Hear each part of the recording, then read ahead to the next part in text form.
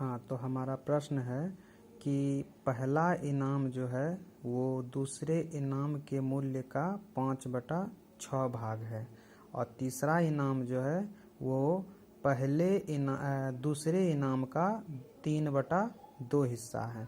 ठीक है, तो हम द्वितीय इनाम को मान लेते हैं x रुपया का, तो पहला इनाम उसका क्या हो जाएगा x का 5/6 और तीसरा इनाम का मूल्य हो जाएगा दूसरे इनाम का 3/2।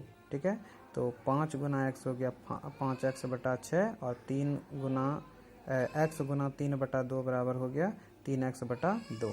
अब प्रश्न से कि हमें तीनों ही इनाम के मूल्य को मिला देने पर 800 रुपया हो रहा है। ठीक है, तो मेरे पास जो पहला इनाम हुआ वो 5x/6 और दूसरा इनाम जो हम लोग मान के चले हैं x और तीसरा इनाम हुआ 3x/2 बराबर 800 रुपये। ठीक है, अब 6 और इसके नीचे क्या है, तो इसके नीचे है 1। ठीक है, 1 और फिर ये 2, इन तीनों का एलसीएम हुआ 6। अब 6 के पहाड़े में 6 कितने बार में आएंगे, एक बार में, तो 1 से गुना किए 5x। फिर 1 के पहाड़े में 6 कितने बार में, 6 से, तो 6 से गुना किए 6x यानी 6x। और 2 के पहाड़े में 6 3 बार में, तो 3 से गुना करेंगे इसको, तो 3 तिया 9x। अब बराबर 800 इधर।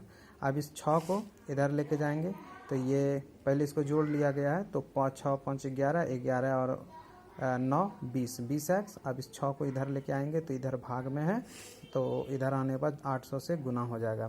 फिर ये 20x है, 20 ये जो गुना में है इधर लाएंगे तो भाग में हो जाएगा, तो ये 0 और 0 कट गया, 2 से 6 को कटा दिए तो यह 3। अब नीचे तो कुछ नहीं बचा, और 3 गुना 80 हो गया 240। ये निकला हमारा x का मान, और x को हम क्या मान के चले हैं, तो पहले इनाम का मूल्य मान के चले हुए हैं। ठीक है, तो दूसरे इनाम का मूल्य, हम पहला नहीं दूसरा इनाम मान के चले हैं x।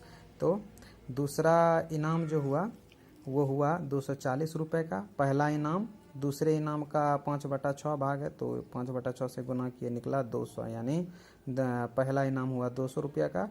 और तीसरा इनाम तो वो भी दूसरे इनाम का 3/2 था, तो 3/2 से गुना किए, 2 से 240 को कटा दिए तो 120, और 120 से 3 को गुना किए 360 रुपये। यानी पहला इनाम का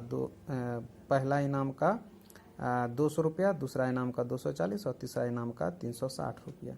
ठीक है।